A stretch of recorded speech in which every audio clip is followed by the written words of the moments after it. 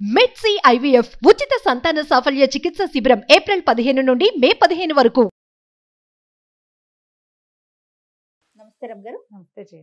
మంచి స్టోరీ చెప్పబోతున్నారా? అదృష్టం మామూలుగా మనకి చెప్తారు, డబ్బు ఎలా వస్తుంది? సిరిదా వచ్చిన వచ్చును సలలితముగా సా నారికేళ సలిలము భంగిన్ సిరిదా పోయిన పోవును కరిమింగిన వెలగ పండు కర్ణిని సుమతి. ఎలా వస్తుందో సిరి ఎట్లా వస్తుందంటే సలలితంగా, అసలు ఎట్లా వస్తుందో తెలియకుండా. నారికేళ సలిలం అంటే కొబ్బరికాయలోకి నీళ్ళు వచ్చినట్టుగా సిరి దానంతట అదే వచ్చేస్తుంది. సిరి పోయింది, పోతుంది. ఎలా పోతుంది? కరిమింగిన వెలగ పండు. కరి అంటే ఏనుగు మింగిన వెలగ పండు అని కాదు, వెలక్కాయ చూడడానికి చక్కగా ఉంటుంది. ఇవాళ భలే బరువుగా ఉంటుంది, బాగుంది అనిపిస్తుంది. రేపటి కొంచెం తేలికవుతుంది, ఎల్లుడు కొంచెం తేలికవుతుంది, అవతల ఎల్లుండి అందులో ఏమీ ఉండదు. అవును, అంతా పోతుంది. ఎలా పోతుంది ఏమో, దానికి ఒక్క చిల్లు కూడా కనపడదు. ఏ చిల్లులోంచి అది బయటికి వెళ్ళిపోయిందో మనకు అర్థం కాదు. కొబ్బరికాయలోకి నీళ్ళు ఎటా వచ్చినాయో ఎటా తెలీదో, వెలక్కాయలో ఇచ్చి గుజ్జెటా పోయిందో అట్లా తెలీదు. డబ్బు అట్లా వచ్చి అట్లా పోతుంది. అదృష్టాలు కూడా అంతే. మనకు అదృష్టం వస్తుందా, కలిసి వస్తుంది. దేనివల్ల మనకు అదృష్టం కలిసి వచ్చిందని మనం భావిస్తామో ఒక దశలో దాన్ని విస్మరించేస్తాం చేయ మనం. కొద్దిమంది ఉంటారు సడన్గా వచ్చిన అదృష్టాన్ని జ్ఞాపకం పెట్టుకుని దాన్ని జాగ్రత్తగా కాపాడతారు, ఇక దాన్ని వదిలిపెట్టరు. వీళ్ళు చాలా తక్కువ సంఖ్య ఉంటారు, గమనించండి.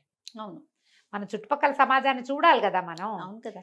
చాలా 1% పీపుల్ కూడా ఉండరు తమకి దక్కిన అదృష్టాన్ని ఎవరైతే మన జీవితంలోకి వెలుగు తెచ్చారో వాళ్ళని కానీ, ఆ విషయాన్ని కానీ, ఆ వస్తువుని కానీ జాగ్రత్త పరుచుకునే వాళ్ళు 1% కూడా ఉండరు. 100కి ఒకడు కూడా ఉండడు.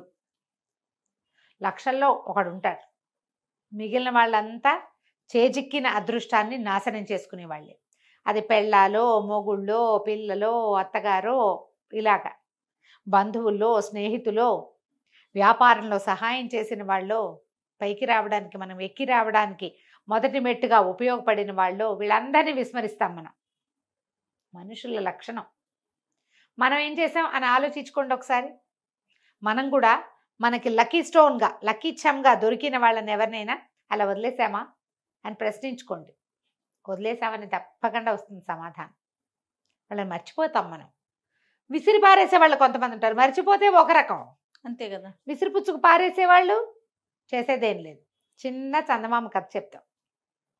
ఈ మొత్తం పాఠం ఎందుకు చెప్పానంటే, మనం జీవితంలో ఎప్పుడూ చేసే పొరపాట్లు ఇవి.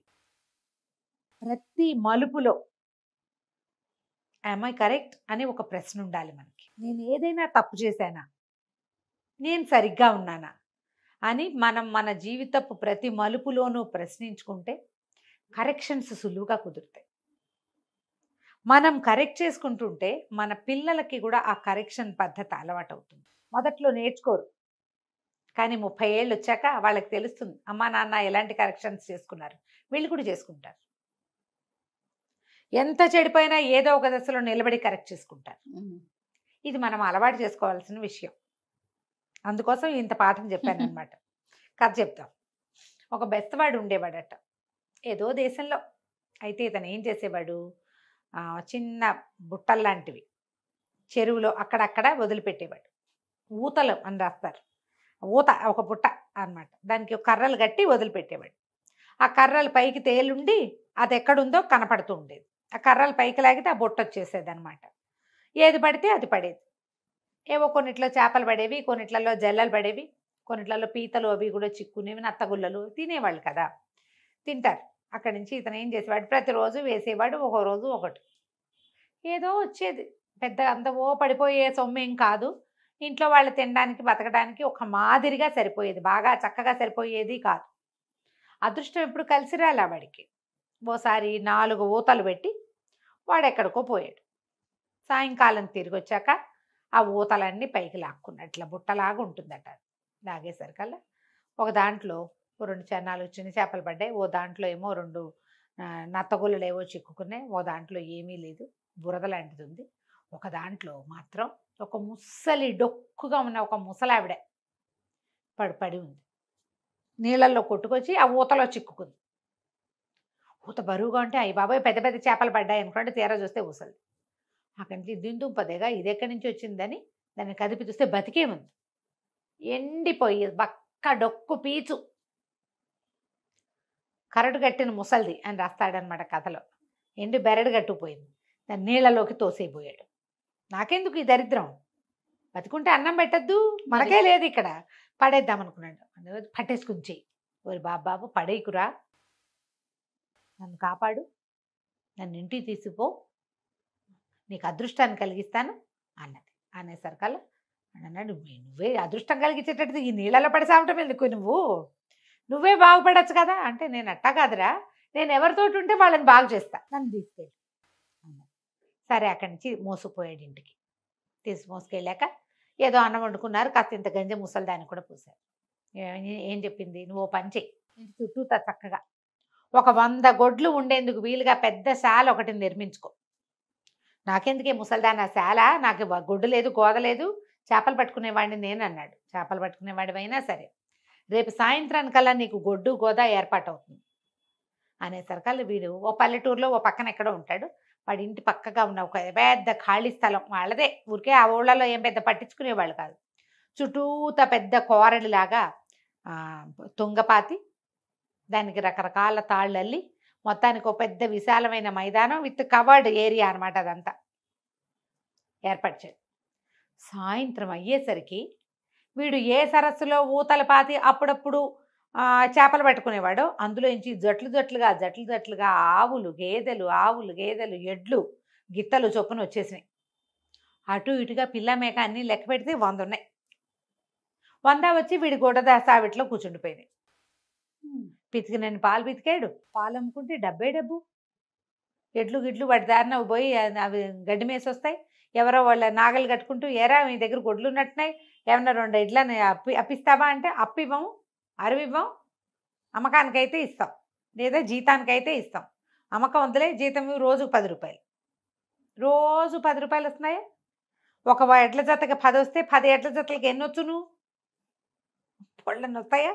ఇట్లా ఎన్ని రకాలుగా డబ్బు వచ్చిందంటే వాడి దగ్గరికి, ఇక పిచ్చి డబ్బు.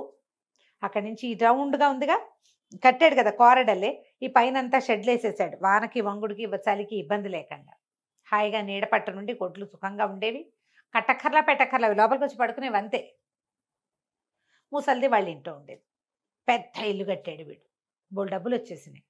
అక్కడి నుంచి వారా వీరా వచ్చిన వాళ్ళందరూ వీడితోటి మాట్లాడేవాడు. చక్కగా మంచి పిల్ల, వీడి పెళ్ళంకి 2-3 పిల్లలు పుట్టారు. రోజులు గడిచిపోతున్నాయి. సరే క్రమంగా వీడికి డబ్బు ఎక్కిపోయింది, లోకంలో అందరికీ ఎక్కిపోతుంది, ఎంత సహజం కదా. మొదలు ఎక్కడి నుంచి వచ్చింది, ఎక్కడో, అది ఎవరికి తెలుసు. క్రమంగా ఈయన పెద్ద మనిషి అయ్యాడు, అందరికీ మంచి మాటలు చెప్పడం మొదలుపెట్టాడు. ప్రతి వాళ్ళు వస్తే మనం ఇంతే, మన స్థాయి మన స్టైలు చిన్నప్పటి నుంచి ఇంతే, మా తాతలు నేతులు తాగారు, ఇలాంటివి బోల్డ్ అని చెప్పేవాడు. ఇప్పుడు అవన్నీ మాట్లాడను, వేరే పని ఉంది నాకు అనేవాడు. ఎంత గొప్ప వచ్చింది. అయితే ఏమైంది, పక్క ఊర్లో ఒక పెద్ద విందు జరిగింది. ఈయన అందరూ పిలుపులు వస్తాయి కదా పెద్ద మనుషులందరికీ, ఈ పెద్ద మనిషికి కూడా పిలుపు వచ్చింది, పెద్ద మనిషికి కూడా. సరే ఎక్కడికైనా వెళ్ళేటప్పుడు ఈ ఖర్చు నాది అని చెప్పడం ఒక గొప్ప. ఇవాళ సారాయి ఖర్చు నాదని చెప్పాడు ఆ పార్టీలో. విపరీతంగా పోశారు, ఈయన యథేచ్ఛగా తాగాడు, తను పోయించిందే కదా. తాగేసి ఇంటికి వచ్చాడు. వచ్చి రాత్రి 1 గంట అయింది, తలుపు కొట్టాడు. తలుపు కొడితే ఎవరు తలుపు తీయలే. 12 దాకా చూశారు. 12 తర్వాత పడుకున్న వాళ్ళకి మెలకువ రాదు. అక్కడి నుంచి గట్టిగా అరిచాడు, కేకలు పెట్టి, ఎన్నేళ్ళ నుంచో నా ఇంట్లో పడి తింటున్న ముసలితో తేది అన్నాడు. నేను తీసుకొచ్చి నా నెత్తి మీద పడిపోయి తింటోంది, అదైనా మెలకుగా ఉండొచ్చు కదా, ముసలిదైనా నా కోసం తలుపు తీయటానికి. తీవే ముసలిదానా, బతుకున్నావా చచ్చావా, నువ్వు ఏ మూలున్నావు, తలుపు తీవే అన్నాడు. అనగానే ముసలావిడ వచ్చింది, తలుపు తీసింది. నువ్వు నన్ను తిట్టేవని, ఆ తిట్టక నేను ముద్దెట్టుకుంటారా, తలుపు తీయలేదు నువ్వు అనేసరికల్లా, నన్ను తిట్టిన చోట నేను ఉండను సుమి అంది. ఉండపోతే పో, ఎవడడిగాడు నేను, ఉండపోతే వెళ్ళిపో. ఆవిడ లోపలికి వెళ్ళి పడుకుంది. వీడు కూడా ఆ తాగిన మత్తులో ఏదో ఈడ్చుకుంటూ పోయి లోపలికి వెళ్ళి పడుకున్నాడు. తెల్లవారేసరికి ఆవిడ వాకిళ్ళు ఉడిచింది, ఇల్లు ఉడిచింది, పక్కల దుప్పట్లు అన్నీ మడత పెట్టింది. 10 గంటలకల్లా నడుచుకుంటూ ఇంట్లో నుంచి బయటికి వెళ్ళిపోయింది. ఆవిడ వెనకాలే ఈ చుట్టూతో కోరడి కట్టి ఉన్న పశువుల శాల ఉంది కదా, జట్లుగా మొత్తం గుడ్లన్నీ వెళ్ళిపోయినా సరస్సుల నుంచి నడుచుకుంటూ ఆవిడ వెనకాల వెళ్ళిపోయింది. మొత్తం గొడ్ల సావిడి ఖాళీ. ఆ, ఇంకేముంది, ఆనే మిగిలింది అక్కడికి. అదృష్టం ఎలా వచ్చింది? ఆవిడ ద్వారా వచ్చింది, మళ్ళీ ఆవిడ ద్వారానే వెళ్ళిపోయింది. మొత్తం వెళ్ళిపోయింది. వీళ్ళు రేపు పొద్దున్న లేచి చూసుకుంటే ఒక గొడ్డు లేదు, ఒక ఇది మొత్తం లేదు, ఖాళీ. ఏమీ లేదు. బసవలశాలంతా ఖాళీ. పశువు ఉంటే పాలు వస్తాయి, వెన్న వస్తుంది, మీగడ వస్తుంది, పెరుగు వస్తుంది, రెంట్ వచ్చేది రెంట్ వస్తుంది. నెలలా. ఇప్పుడు ఎక్కడి నుంచి వస్తాయి? ఏమీ లేవు. ఉమ్. మళ్ళీ ఆ పెద్ద క్వారడి కట్టిన ఖాళీ స్థలంతో పాటు ఇల్లు ఉంది.